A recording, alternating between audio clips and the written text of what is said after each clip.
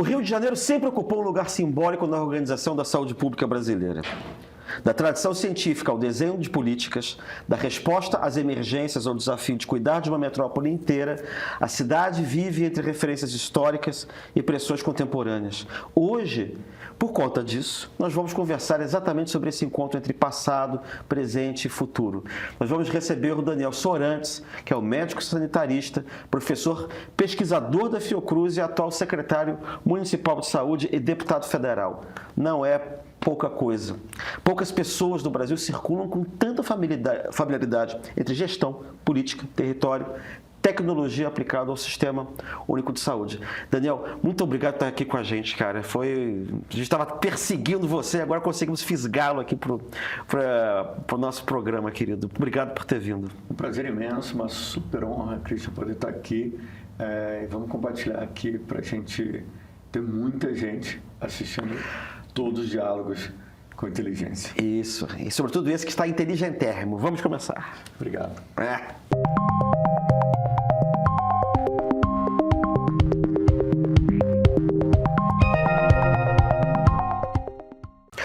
O Rio de Janeiro tem essa vocação histórica para liderar debates e inovações em saúde. Mas o que significa capitalidade sanitária hoje? O que significa essa expressão? Cara, capitalidade sanitária é maravilhoso, né? Cara, é um pouco que a gente tem hoje aqui no Rio de Janeiro, que é a capacidade de você gerar conhecimento, gerar inovação, que funcionem para o dia a dia do sistema de saúde. Então, o Rio tem essa capacidade. A gente tem aqui a Fiocruz, tem a UFRJ, tem várias instituições que formam esse ambiente propício aqui para gerar conhecimento, para gerar inovação em saúde. Além de ter um super complexo de saúde, né? Tem várias fábricas, indústrias de procedimento de insumos de saúde, de medicamentos, tem farmanguinhos e biomanguinhos, tem o Laboratório da Marinha, também tem um complexo produtivo industrial público. Então, o Rio tem uma capacidade gigantesca de gerar essa capitalidade e conseguir produzir inovação. Quer dizer, o que você está dizendo, na verdade, é que em matéria de saúde pública, o Rio de Janeiro continua sendo a capital. Porque, de alguma maneira, a gente tem uma rede enorme de hospitais federais, a gente tem a Fiocruz. A gente tem 22 hospitais federais, a gente tem a sede da ANS aqui, da Agência Nacional de Saúde, o Instituto Nacional do Câncer. Então, sem dúvida nenhuma, o Rio nunca perdeu essa posição de capital na área da saúde. Apesar do Ministério estar em Brasília, o Rio continua ainda sendo o berço aí de políticas públicas importantes, né? Foi aqui que surgiram as clínicas de família, foi aqui que surgiram as unidades de pronto atendimento, o Supercentro agora, que é uma unidade do programa, agora tem especialistas do Ministério da Saúde. A primeira unidade foi aqui no Rio de Janeiro. Então, o Rio ainda está na vanguarda aí da organização do sistema. As principais redes privadas também, a Rede Dó, o DASA, também vieram aqui do Rio de Janeiro. Então, acho que o Rio ocupa esse cenário, tanto no complexo industrial, quanto na saúde pública, quanto na saúde privada, né? Você acha que essa capacidade é infraestrutura, é história institucional, ou é algo que o Rio precisa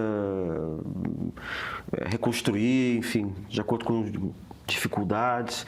Eu fico pensando assim, a gente está falando de uma coisa boa, por exemplo, essa história dessa herança bendita, digamos assim, da capitalidade do Rio. Mas eu fico pensando, isso não pode trazer também dificuldades do ponto de vista de interação, porque eu não sei até em que medida você consegue ter uma interação entre todo esse arcabouço federal com o estadual, com o municipal, ou isso na verdade não tem importância por causa do sistema único? Cara, essa sempre foi uma crítica ao Rio de Janeiro, né? O Rio tem um sistema muito fragmentado e um sistema que às vezes não tem uma boa integração. Essa é uma discussão antiga aqui do Rio de Janeiro, desde a época do INAMPS, mas eu só vejo vantagens, né? Porque o Rio de Janeiro conseguiu montar uma infraestrutura que é difícil a gente ver. Então, a gente olha na década de 40, por exemplo, alguns hospitais inaugurados em 45. Então, Barata Ribeiro, o Hospital de Ortopedia, ali na Mangueira, incrível. Você olha o próprio Hospital do Andaraí, que era do Instituto de Aposentadoria dos Marítimos, que também é um hospital de 45. Você pega o Cardoso Fontes, ali na Grande Jacarepaguá, também inaugurou no mesmo ano, em 45. Então, na década de 40, teve uma estruturação da rede hospitalar muito importante, impressionante. Cada instituto de previdência tinha um hospital. A gente tinha bancários, que tinha o Hospital da Lagoa, que é uma obra de Niemeyer, também da mesma época. Então, a gente... esse é um pouco legado ali daquele governo de Getúlio Vargas, né? Foi. Então, essa infraestrutura que foi construída, e aí a gente pode ir mais para trás ainda, a gente pega o Oswaldo Cruz, que fez o desinfectório de Botafogo, que foi a primeira obra dele, um prédio de 1904, ali em Botafogo. Hoje funciona o Supercentro Carioca de Vacinação. Sim, é o... Qual é o nome do hospital? Rocha Maia. Isso, Rocha Maia. E do lado da Clínica da Família, é Luiz Moraes Júnior. Cara, eu tive outro dia, levei meus pais lá para vacinar, fiquei maravilhado, eles também ficaram maravilhados. Fecha as paredes. É uma super estrutura, né? E o Luiz Moraes Júnior, que foi o arquiteto que construiu, que fez aquela obra, é o mesmo arquiteto que fez a Fiocruz. Então, foi uma obra que ele fez antes da Fiocruz. Então, você pode ver que muito dos fornecedores, do modelo arquitetônico, do material é o mesmo. Né? Então, a própria Fundação Oswaldo Cruz, Instituto Soroterápico de Manguinhos, isso foi deixando o Rio de Janeiro com uma estrutura construída, com não só arquitetônica, mas também de conhecimento, que coloca o Rio nessa centralidade, né? Então, hoje, quem entra no prédio ali, vê um pouco da história da vacinação no Rio de Janeiro.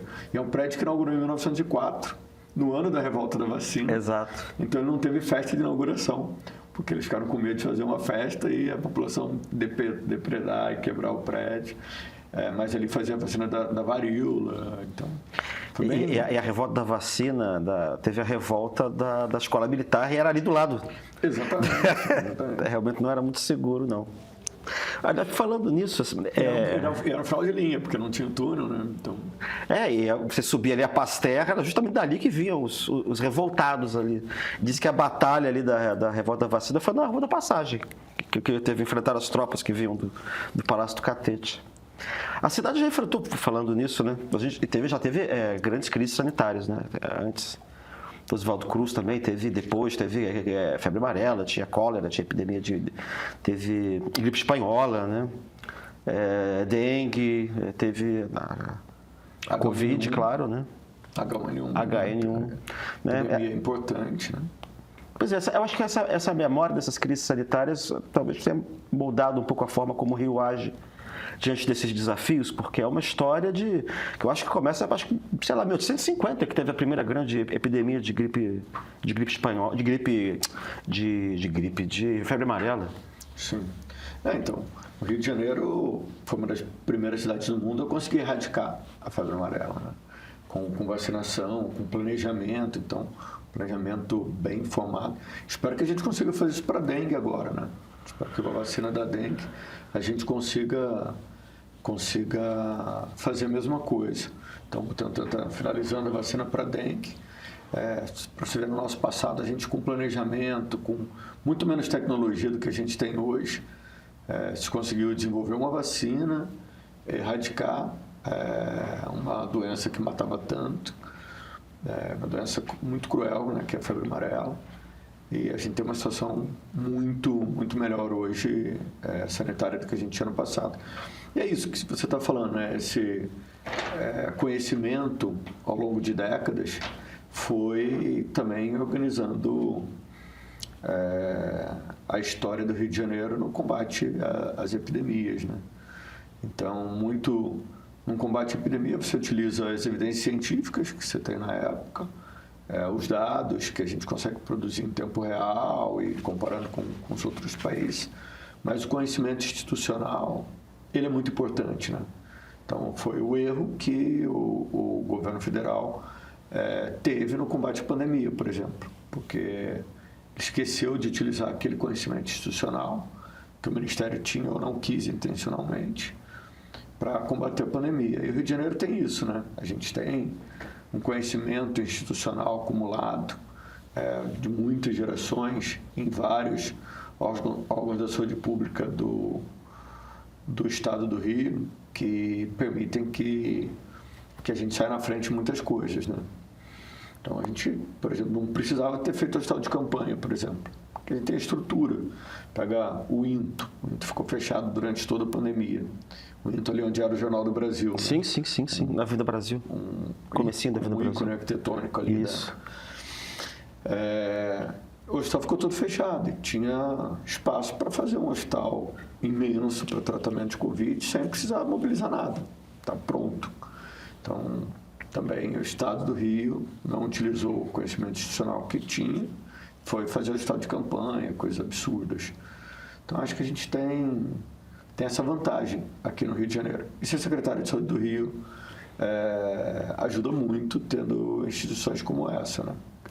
Me diz uma coisa, falando da pandemia, você acha que essa atitude que o governo federal adotou durante a pandemia, você acha que aquilo foi... a gente falava muito em negacionismo, né? Negacionismo sanitário. Você acha que aquilo foi uma questão puramente política e ideológica? Você acha que aquilo foi uma mistura de política com estupidez, com ignorância? O que a gente pode atribuir aquilo, cara? Você que estava por dentro, porque eu estava vendo do lado de fora do ponto de vista político, né? Porque isso era uma onda da extrema-direita em várias partes do mundo, né? Mas tem um lado que é dele. Como é que foi isso? Como é que é isso do ponto de vista científico-sanitário, do lado de dentro? Eu acho que foi uma situação muito dolorosa, né? Porque, primeiro, era uma grande confusão no mundo todo. Mas quem conhece de epidemias sabe que em toda epidemia a gente vai ter uma parcela da população que não acredita no que não vê, assim. Então, tem pessoas que são, assim, que têm uma limitação de acreditar na ciência, de acreditar que existe um vírus, que você pode combater o vírus com uma vacina, que você precisa usar a estatística para tomar decisão.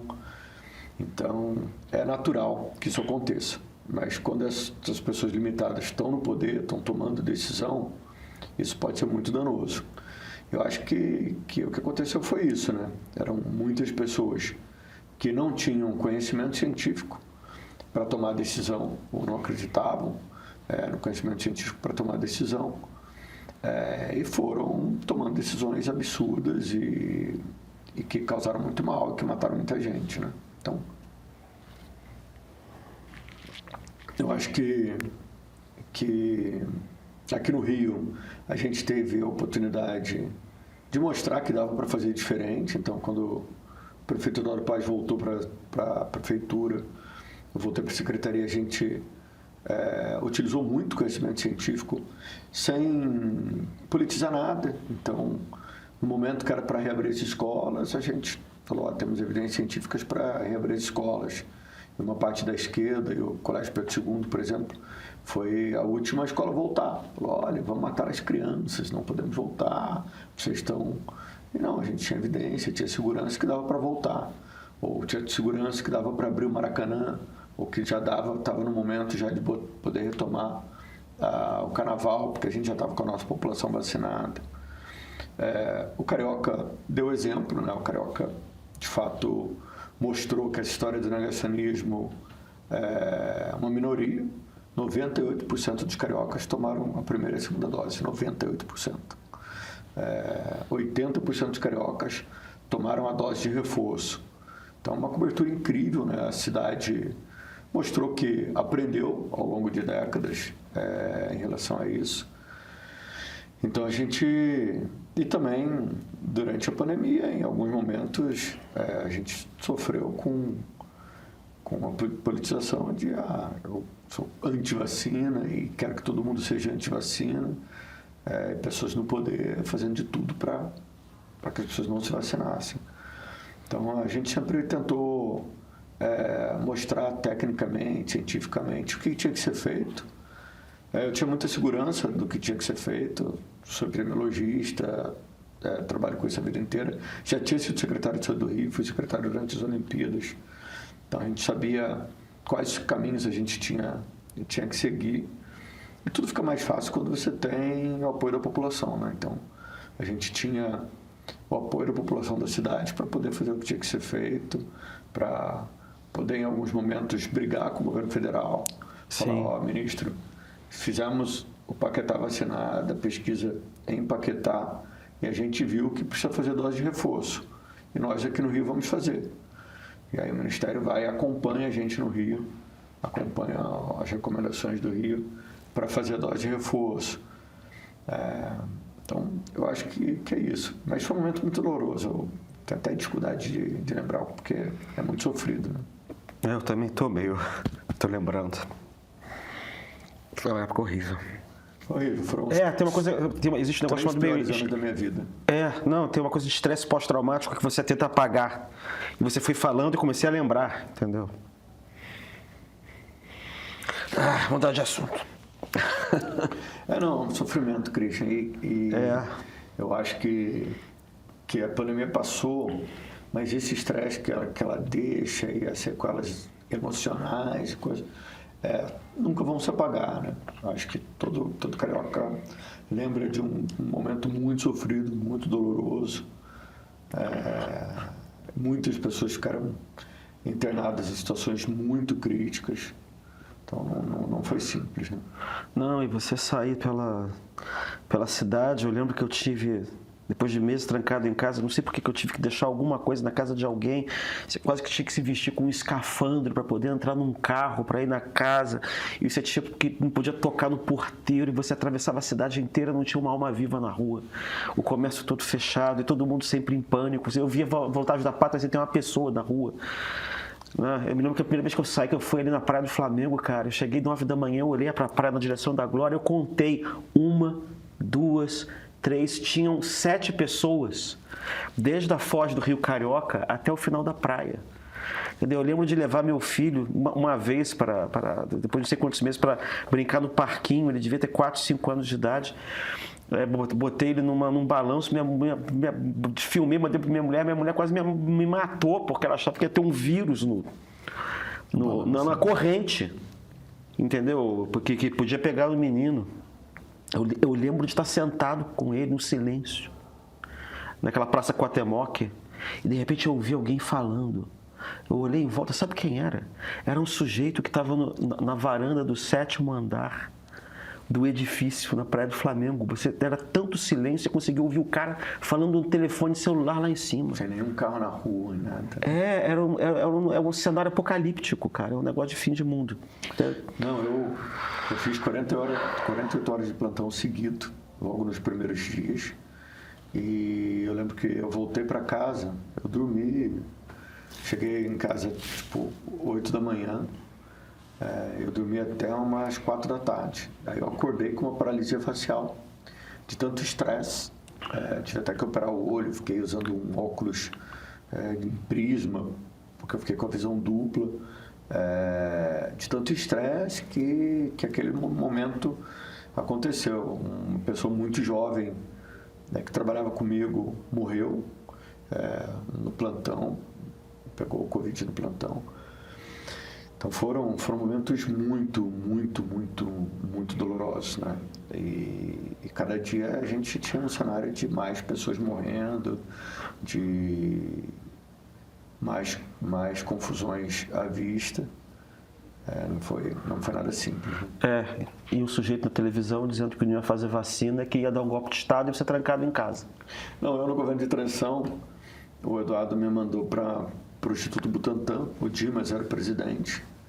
Então, eu e mais 2 outros secretários de capital, a gente estava no Instituto Butantan. Se o Ministério não assinasse o contrato com o Instituto Butantan até às 5 da tarde, mandasse o contrato por fax, era fax para o Instituto, a gente ia assinar o contrato e as capitais iam comprar. Isso ainda era no governo de transição da prefeitura.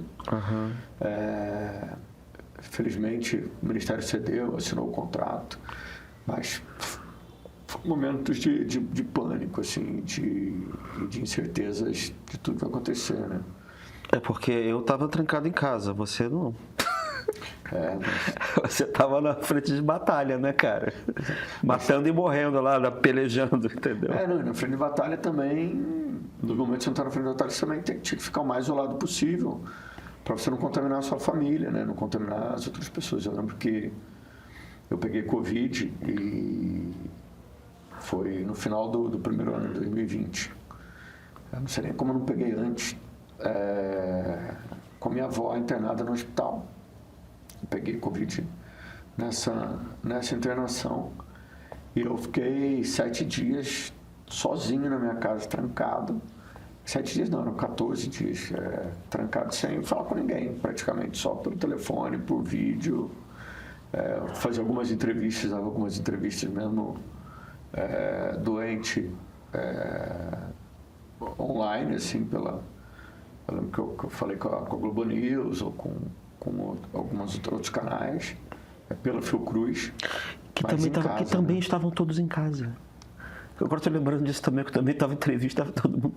Todo mundo de casa, né? Esse podcast aqui, por exemplo, ia ser à distância, né? Não, mas aqui tá. Isso aqui, quando começou isso aqui, também era uma época da pandemia e também era tudo em casa. O programa era em casa, era tudo em casa. Meu Deus do céu. É o tal do estresse pós-traumático. A gente fica tentando esquecer e começa a lembrar uma coisa quase que catártica, né? Pronto, agora vamos mudar de assunto. Assim, diga uma coisa, secretário. Num cenário metropolitano, né? Porque o Rio de Janeiro tem... só a capital tem 6 milhões, a região metropolitana deve ter uns 12, 13, sei lá. Assim, é tudo tão desigual. Mas como é que a gente consegue preservar essa capitalidade sem reforçar a concentração de serviços na capital e deixando os serviços periféricos descobertos? Quer dizer, é um problema que não tem a ver, eventualmente, com a prefeitura. Mas eu imagino que deve ser muita complicação, porque a prefeitura tem que segurar muita gente que vem do entorno, né? A rede municipal. Cristian, todo o sistema de saúde no mundo, ele tem níveis de atenção. Então, a gente precisa ter atenção primária o mais perto da casa das pessoas. O ideal é ter um posto de saúde ou uma clínica de família no máximo a 5 quilômetros da sua casa. Uhum. Isso é o ideal, assim. Mas o ideal é que pelo menos tenha uma unidade para cada... uma equipe para cada 2.700, 3.000 pessoas. Esse é o ideal. Aí a gente vai ter um nível de atenção que vai ter uma agregação um pouco menor, que vão ser as UPAs e as unidades de pronto atendimento, que a gente vai ter em torno de 200 a 300 mil pessoas. Depois a gente vai ter um hospital menor, ou uma maternidade, que vai pegar uma população maior. Então, o ideal é que a gente consiga fazer essa distribuição. E a gente vai ter serviços de altíssima complexidade, que muitas vezes vão ser um único serviço para um estado inteiro, ou são 4 para um estado inteiro. E aí sempre as capitais, os locais de maior concentração populacional, vão ter essa necessidade de abrigar esses serviços. Então, no Rio de Janeiro não é diferente, né? A gente tem isso. Agora está se estudando colocar uma máquina de próton para tratar câncer infantil. Uma para a região sudeste toda, não tem nenhuma no Brasil. Vai ficar aqui no Rio de Janeiro. Por que ela é escolhida? Porque é um local que tem transporte fácil, é mais fácil de todo mundo chegar, tem uma rede de hotel, uma rede hoteleira para as pessoas poderem ficar hospedadas, ficarem doentes, precisarem desse tratamento. Então é natural que as capitais sempre tenham um número de unidades de saúde muito superior. Mas para isso tem que ter planejamento, né? Não pode deixar as coisas acontecerem de maneira aleatória, porque senão acontece o que tem acontecido. Vou dar um exemplo. Foram construir uma maternidade de maior complexidade, com UTI materna e UTI neonatal em São Gonçalo, que era o Hospital da Mãe, do lado da UPA do Columbandê ali, não sei se você sabe onde é. É um prédio que tem 10 anos, que está só esqueleto. feito sem planejamento nenhum, sem desenho sanitário estruturado nenhum, e fica lá o esqueleto sem uso. Então, a gente tem um plano de planejamento, e isso também tem que se planejar de acordo com esse tamanho populacional e como é que vai alocando o serviço em cada local. Né? Ai, ai. E o desperdício, né? O desperdício, né? Porque quando você não planeja, você faz as coisas desestruturado, a chance de você jogar dinheiro público fora é muito grave, né? E quando a gente está lidando ainda com um sistema de saúde que tem tão pouco dinheiro, que tem tão pouco investimento. É isso que eu ia dizer. Eu lembrei de uma frase de jurista, né? Que eu fiz direito, trabalhei. Né? Quem paga mal, paga 2 vezes. Exatamente. Só não paga 2 vezes. O que muda na prática dentro do Sistema Único de Saúde, né, do SUS carioca, quando a emergência, falar de emergência climática, né, deixa de ser um fenômeno excepcional e vira uma rotina anual, cara? Cristian, é isso, né? A gente vem... a realidade vem se impondo, né? Tinha muitos negacionistas climáticos que falavam aquecimento global é uma mentira, isso nunca vai acontecer, isso não existe. Só que a realidade se impõe. Então, o Rio de Janeiro vem vivendo ondas de calor, por exemplo, muito intensas. Alagamentos, deslizamentos, que se tornam cada vez mais frequentes. Então, a gente teve, por exemplo, no show da Taylor Swift, uma pessoa que morreu por excesso de calor, por condições de calor extremo. Então, aqui no Rio, a gente levou 1 ano e meio, mas a gente elaborou o primeiro protocolo de calor do Brasil, com uma diretriz clínica, ensinando os profissionais como se portar com um paciente que tem um estresse térmico alto. E também a gente conseguiu mostrar que a gente precisa prevenir as pessoas dos dias mais quentes. Então, a gente montou um protocolo que tem níveis de calor de 1 até 5. E quando chega no nível de calor 4, no nível de calor 5, a gente já tem que estar recomendando às pessoas, não façam exercícios sob sol, evitem trabalhar sob sol, ou se for um calor tipo 5, é proibido você colocar qualquer profissional trabalhando sob o sol intenso. Imagina, num dia de onda de calor, você ter uma pessoa colocando asfalto na rua. Claro. Ou limpando a praia num sol quente. Não dá. Então, são dias que você tem que recomendar. Está proibido trabalhar sob sol, em ambiente exposto diretamente à luz solar, porque a chance dessa pessoa ir a óbito e morrer existe e é alta.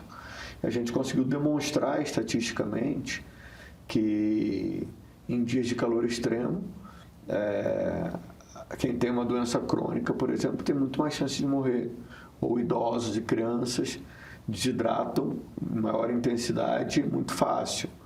Idosos e crianças desidratam muito fácil. E agora Então, muda que a gente tem um protocolo que altera um pouco a nossa rotina. Para calor extremo, sim, mas para tudo, né? A cidade do Rio de Janeiro conseguiu, com o centro de operações, protocolar tudo. Então, eu tenho um protocolo para calor extremo, tenho um protocolo para enchentes, para alagamento, para cada problema de emergência climática, que virou uma rotina, como você falou. É engraçado porque na Europa é o contrário, sempre teve protocolo para o frio, para a neve, para tudo isso, o que funciona, o que não funciona, o que não pode. É claro que aqui vai ter um protocolo para o calor extremo, né? Não, e eles têm também.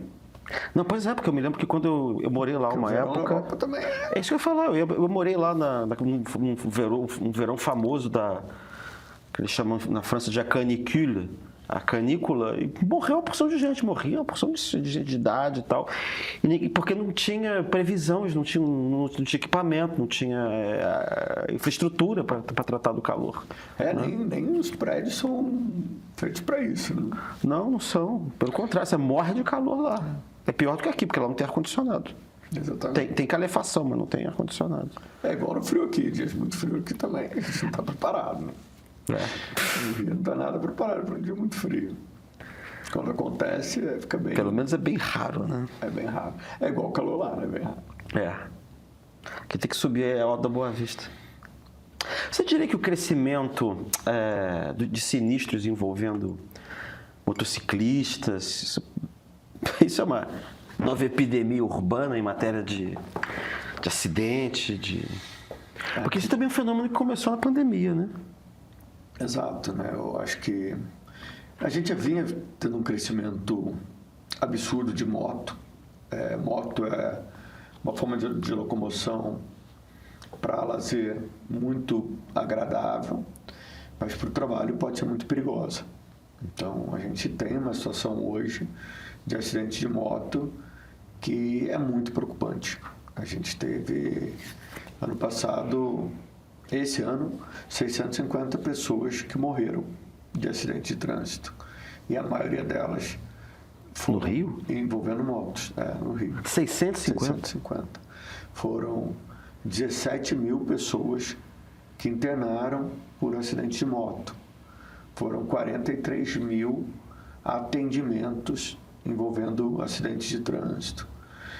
E é uma loucura o que está acontecendo, porque a irresponsabilidade no trânsito vem gerando uma epidemia terrível. Eu tenho alas inteiras de alguns hospitais, como Barata Ribeiro na Mangueira, como uma ala do Hospital do Andaraí, do Miguel Couto, do Souza Guiar, do Salgado Filho, do Lourenço Jorge, só para acidentados de moto. É uma epidemia de irresponsabilidade. Então, muitos acidentes ligados ao excesso de velocidade, pessoas andando acima da velocidade da via, pessoas utilizando a moto entre os carros, cumprindo completamente as leis de trânsito e achando que é normal, que todo mundo faz e eu posso fazer. Anda de moto para isso, inclusive. Pensando nisso. Para isso, né? Para não precisar ficar, né? Pessoas andando de moto e falando ao telefone e utilizando o telefone e o celular na moto, mas se não na moto, os carros utilizando o celular também desatentos, muitas vezes causam acidente com o motociclista. E o para-choque é a sua cara, né? A sua testa, ou o seu capacete. Então, o risco da gente ter uma fratura grave, uma sequela e até morrer, aumenta muito. Isso não piorou muito depois da pandemia? Porque durante a pandemia começaram serviços de iFood, de entrega a domicílio, eles se multiplicaram por 10, 15, 20 e continuaram hoje em dia. As pessoas deixaram de sair, elas se habituaram e muita gente deixou de sair. As pessoas pedem tudo em casa. E você entrega tudo é entregue em casa e é entregue por motocicleta ou por bicicleta. Não, é isso, né? A pressão do tempo em relação a esse trabalhador, de ter que entregar rápido, de ter horário para entregar, de ter que fazer muitas entregas, aumentar o seu volume de entrega para potencializar o lucro, porque essa pessoa ganha por produção. Agora eu vou desejar saúde para o secretário de saúde, olha só, saúde, sempre quis isso. Então, essa é uma preocupação muito grande. É uma preocupação que precisa ser da sociedade, não pode ser só do Sistema Único de Saúde. Em dobro. Não pode ser só do Sistema Único de Saúde. Mas é algo que está ceifando muitas vidas, né? O carioca tem expectativa de vida um ano a mais que a população americana. A gente vive 77 anos de expectativa de vida. Um ano a mais do que a população americana por conta dos hábitos de vida, hábitos alimentares. Se a gente excluísse os acidentes de moto, se a gente excluísse acidentes por arma de fogo, PAF, e se a gente melhorasse ainda mais a nossa mortalidade infantil, a gente ia chegar facilmente a 80, 81 anos de expectativa de vida. Então, ainda é um ponto que prejudica muito a vida do carioca, né? Isso é curioso. Você sabe que uma das coisas que me chama a atenção quando eu viajo para a Europa e Estados Unidos é exatamente que não tem essa quantidade de moto. Eu não sei exatamente como é que funciona lá. Eu, enfim, o custo é alto. Tenho um filho de 10 anos de idade, 11 anos de idade.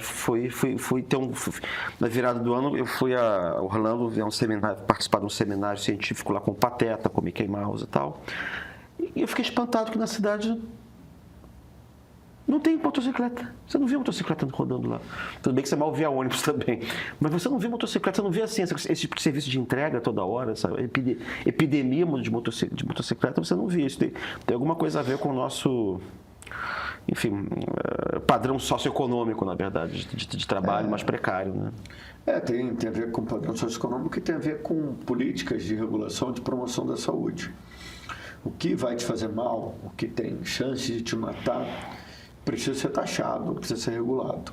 Então, por exemplo, cigarro e bebida alcoólica tem que ser mais caro, porque vai te fazer mal. Tem chance de você morrer. Então, a gente tem que desencorajar que você fume. E não é nem só que vai te fazer... É sempre um Sim, mas não é só que vai te fazer mal, é que vai onerar o serviço público de saúde. Porque... Além de te fazer mal, vai aumentar o gasto dos seus pares, da sociedade com você. Então, precisa regular. Aqui no Brasil, infelizmente, às vezes a gente não regula coisas que colocam em risco a nossa vida. Ou se proíbe, que é uma burrice, porque quando você se proíbe também, você vai fazendo um mercado paralelo, vai fazer igual tráfico de drogas, faz um mercado paralelo que vai gerando crime organizado, que vai coisa. E depois você não consegue legalizar. Exato. Pela razão inversa, entendeu? Exatamente, porque tem muita gente que ganha dinheiro com isso e ninguém quer perder esse. Então a gente vê o crime organizado aí dominando, né? Agora a gente viu mais um político famoso aí sendo preso ligado ao Comando Vermelho. Então E sendo solto. Ainda não sabemos, né? Mas é uma situação crítica, assim. Então, proibir não é bom. Então, vou proibir moto, não tem como, entendeu? Vou proibir Uber moto. Mas você precisa regular. Dificultar. Então, a prefeitura, por exemplo, está assinou um acordo com os aplicativos para que os aplicativos punam e proíbam que o motociclista ande na contramão, ande na calçada, ultrapasse o sinal vermelho. Então, cruzando dados do centro de operações, aquele aplicativo vai poder ver, esse aqui andou acima do limite de velocidade da via, para entregar mais rápido. Eu vou punir ele, não vai pegar a próxima viagem ou vai para o fim da fila dos outros motoristas. Então, tem tecnologia para isso. Esse aqui estava andando em cima da calçada, vai tomar uma advertência aqui do aplicativo, porque não pode, andou na contramão em cima da calçada. Então, essa assinatura com esses aplicativos foi muito importante. E a gente precisa regular, precisa ter regulação. Esse aqui desrespeitou as leis do trânsito, estava andando no meio dos carros e fazendo costura. Para desestimular a conduta ilícita e preservar a vida do imprudente, né? Exato. Porque uma sociedade desenvolvida faz isso muito bem, né? A gente conseguiu fazer isso algumas vezes na história. Lembra que as pessoas fumavam dentro do avião, fumavam nos restaurantes. Tem um prefeito de São Paulo dando uma entrevista uma vez para o Roda Viva, dizendo, olha, está proibido fumar em restaurante aqui. E os jornalistas, que absurdo, vai tirar o nosso direito de fumar, não sei o quê. Então, E ele deu a resposta certa, assim, o problema não é você, o problema é que você está matando o vizinho. Exato, exatamente.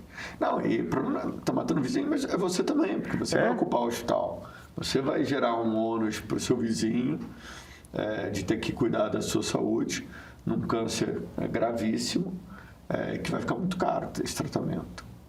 E muitas vezes não vai conseguir te salvar. Então, é importante. Eu acho que se a gente pensa em modelo de sociedade, a gente está preocupado com isso o tempo todo, né? O que eu preciso fazer para estimular que as pessoas vivam mais, vivam melhor? Então, o que eu vou fazer para te tirar de casa para fazer exercício? O que eu vou fazer para proteger a sua alimentação? Então, a gente fez agora, tomou uma atitude radical junto com uma lei da Câmara de Vereadores, que foi proibir ultraprocessados nas escolas. Uhum. Então, não vai vender ultraprocessados para criança, porque você vai montar um padrão alimentar naquela criança que vai ser muito ruim e danoso para o futuro dela. E ela precisa aprender a comer uma fruta, um legumes, uma verdura, um suco, beber água, em vez de tomar um refrigerante e comer um salgadinho. Mas é engraçado que uma sociedade como a brasileira é muito individualista e as iniciativas a esse respeito, digamos assim, de maior solidariedade, quase sempre tem que vir do Estado. Exato. Entendeu? Quase que sempre tem que vir de cima para baixo. Ao contrário do que acontece em outros lugares, que às vezes o Estado é que reflete uma espécie de consciência da sociedade, aqui é tudo ao contrário, aqui tudo é meio percebido como se fosse uma violação do meu direito individual de fazer o que eu quero. Eu tenho o direito da festa terça-feira até 3 horas da manhã, o prédio inteiro tem que ficar ouvindo aquela música, entendeu? É uma loucura. É difícil. Essa regulação de sociedade é cada vez mais complexa, mas ela precisa acontecer. Eu acho que a gente tem bons exemplos no mundo disso.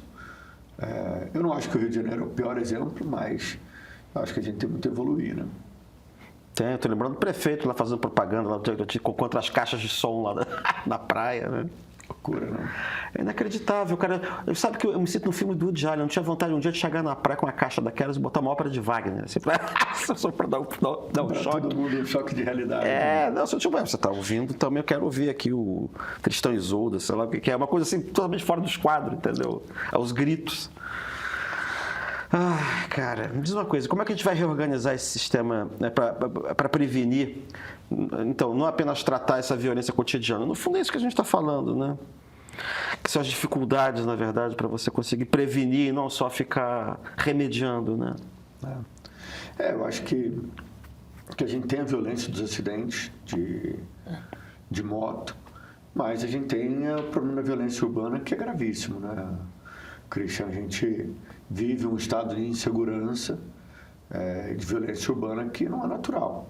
O número de armas nos últimos anos aumentou muito nas comunidades, nas favelas. A gente tem uma situação muito crítica com o número de baleados, de pessoas vítimas de projéteis de arma de fogo e de outros tipos de violência que não é comum.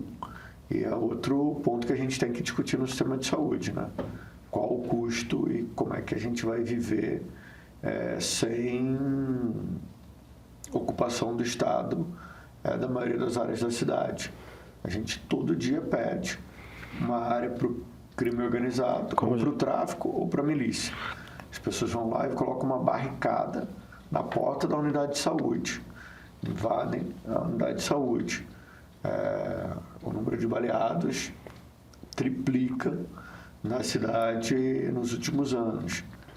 Então, essa questão das causas externas, né, que é acidente de trânsito, acidentes no geral, violência urbana, causa muitas sequelas. E sequelas na saúde mental também, né? Acho que... não tem dúvida de você viver num lugar desses, cara. As pessoas... mas o número de crianças autistas vai aumentando. A gente não sabe se vai aumentando. A gente sabe que está diagnosticando mais. Mas, às vezes, é confundido com uma criança traumatizada por tiroteios frequentes na sua escola, por ações de violência no seu local de moradia. Então, os problemas de saúde mental têm se multiplicado também por conta disso, né? O número de casos de síndrome de pânico, estresse pós-traumático, manifestações no próprio corpo de situações de estresse, como hipertensão e outros problemas de saúde, tem sido uma outra epidemia na saúde pública bem difícil de combater. Né? E pela sua fala dá para ver perfeitamente a complexidade da situação, porque você não tem como pensar a saúde se não pensar junto à segurança. Quer dizer, tudo que é educação, né? Porque a gente está falando disso, a gente está falando de educação, a gente está falando de segurança. É isso. Não, mesma coisa, vamos falar de população em situação de rua. É muito difícil você conseguir recuperar uma pessoa que começou a usar crack. É possível, a gente faz isso, a gente tem alguns programas para isso, mas não vai dar certo se do outro lado você tem a venda de crack indiscriminada. Então a gente mapeou na Secretaria de Saúde 150 pontos de venda de crack na cidade. Tem 150 locais, alguns do lado da delegacia, alguns do lado da sede da Polícia Civil, ali na Rua do Lavradio.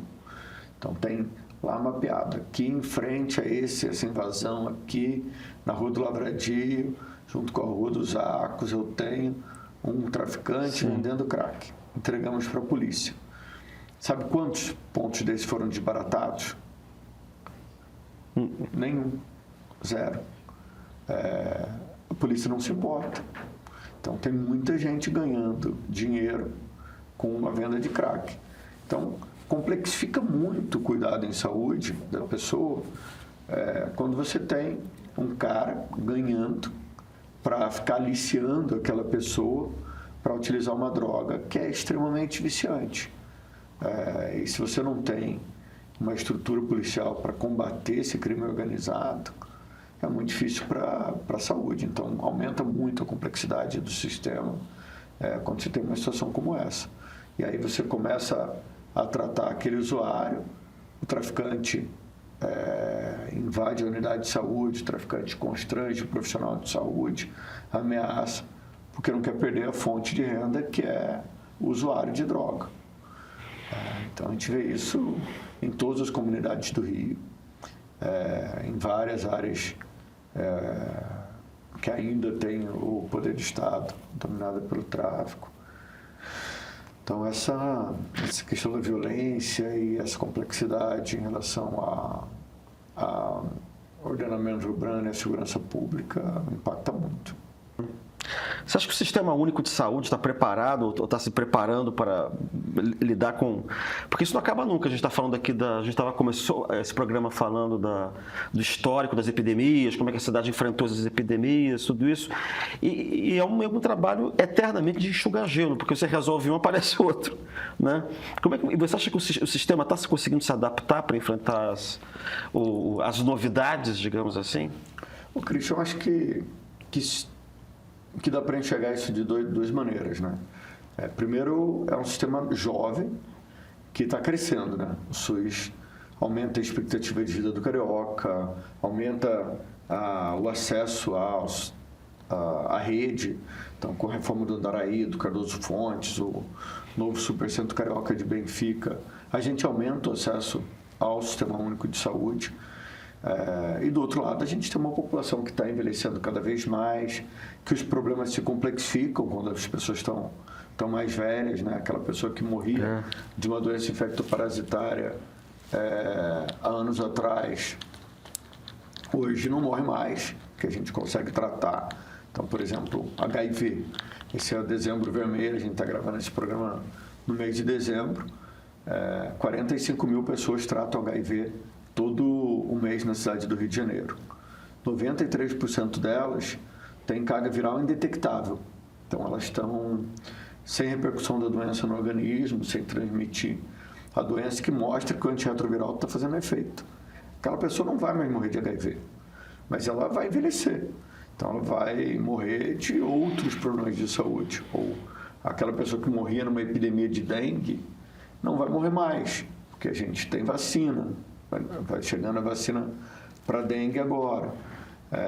Só que essa pessoa vai precisar demandar do sistema de saúde uma situação mais complexa, que vai ser um câncer ou vai ser uma doença quando ela estiver bem mais idosa. Ou vai ser 3 comorbidades simultâneas, né? É isso. Então o sistema vai se complexificando cada vez mais, vai ficando cada vez mais difícil acompanhar esses desafios.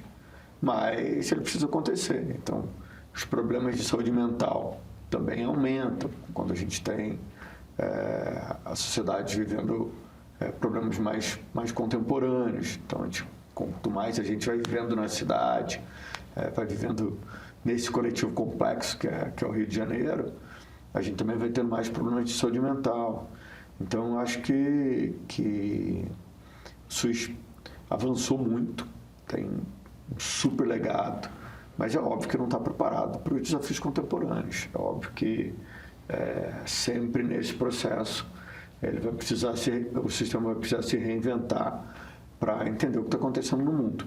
Se reinventar com coisas que vão tornar o sistema mais barato, às vezes, e mais eficiente, como a inteligência artificial na mamografia para diagnosticar um câncer de mama, ou numa consulta que eu possa fazer por telefone, uma receita que eu vou receber pelo WhatsApp. E do outro lado, situações que vão tornar o sistema mais caro, porque a gente vai ter novos medicamentos ultramodernos que às vezes vão poder interferir na minha genética, ou às vezes vão poder curar determinado problema de saúde, como por exemplo obesidade, com Ozempic, com Mounjaro, com... Tá, é uma boa campanha aí, baratear o preço do Mounjaro. Múltiplas canetas, né? Então, a complexidade do sistema vai aumentar. Então, se baratear o Mounjaro, todo mundo vai gostar, né? Vai, não sei, vai ser outra epidemia. Não, é isso, velho. A expectativa de vida vai aumentar muito, porque eliminando a obesidade, aumenta muito a expectativa de vida. Então, essas canetas permitem que a pessoa viva muito mais. Então, ela ia morrer de uma doença, de alguma complicação da dislipidemia, ou da diabetes, ou da obesidade, e não vai mais morrer disso, porque as canetas aumentam muito a expectativa de vida. Já está acontecendo com os americanos, por exemplo. Uhum. Já está acontecendo isso com a classe média e alta, que consegue pagar esses medicamentos. Então, são canetas que vão aumentar a expectativa de vida, que vão mudar a natureza do sistema e a complexidade dele. Muito bem. Não sei se é Daniel, se é deputado, se é secretário. Queria agradecer muito por essa entrevista, que foi sensacional, cara. Eu não sou da área, mas eu fico fascinado pela interdisciplinaridade, pelo seu conhecimento, pela dedicação, cara. Você estava falando aí da hora da pandemia, eu estava pensando, meu Deus, esse homem é um herói. Sim. Falar de saúde no Rio de Janeiro é falar das instituições também centenárias, como a gente falou aqui no começo, mas também de muitos problemas que foram mencionados aqui e que não são resolúveis na esfera puramente municipal. É claro que tem clima, tem mobilidade, tem desigualdade, tem economia de aplicativos e etc. Né? Esse é um tema que atravessa política, que atravessa território, que atravessa, enfim, cuidado, segurança. E para quem nos acompanha, o acervo digital da Insight Inteligência reúne exatamente todos esses assuntos que você pode imaginar que foram debatidos aqui. Reúne ensaio, reúne debate, reúne análises que complementam esses assuntos que a gente discutiu aqui em toda essa complexidade. O acesso... E eu dei um passeio, são entrevistas incríveis, recomendo para todo mundo, porque o podcast é maravilhoso. Obrigado, querido. Mas é engraçado, né? É o tipo do trabalho que dá prazer, que é uma coisa muito rara. Eu tenho muito prazer em fazer isso aqui. Né? Não só de receber, bom, não é sempre tem gente da sua qualidade, mas enfim, é sempre muito, muito bacana, mas também como editor da revista. Né? Porque a revista também tem uma qualidade extraordinária. Seria fantástico se você pudesse escrever um artigo para mim também, mas eu sei que você é tão ocupado que eu fico até... É um prazer imenso. Você pode ditar ali para o Guilherme. Tá lá atrás, ouvindo? Tô falando do Guilherme. O Guilherme é meu orientando também de doutorado. Guilherme Pires, maravilhoso. Ele é. Pois é, ele era meu melhor orientando. Vocês roubaram, e a política roubou ele de mim, desgraçados. Enfim, deixa pra lá. Onde eu estava mesmo? O acesso à revista é gratuito. Visite o nosso site para mergulhar nesses artigos também. E nós nos vemos no próximo Diálogos. Muito obrigado. Até a próxima. Já imaginou ter um encontro intimista com ninguém menos que Fernanda Montenegro? No nosso novo documentário, Fernanda Montenegro, A Luz e o Mistério, a maior atriz do Brasil abre o coração e compartilha quase um século de memórias. Um filme emocionante, com histórias e confissões que você não vai encontrar em nenhum outro lugar. Para assistir agora mesmo, basta ser assinante do Meio Premium. Acesse o link na descrição, faz a sua assinatura e se junta a nós para celebrar a vida e a arte dela, que é a maior atriz do país, no streaming do Meio. Venha se encantar com esse presente de fim de ano.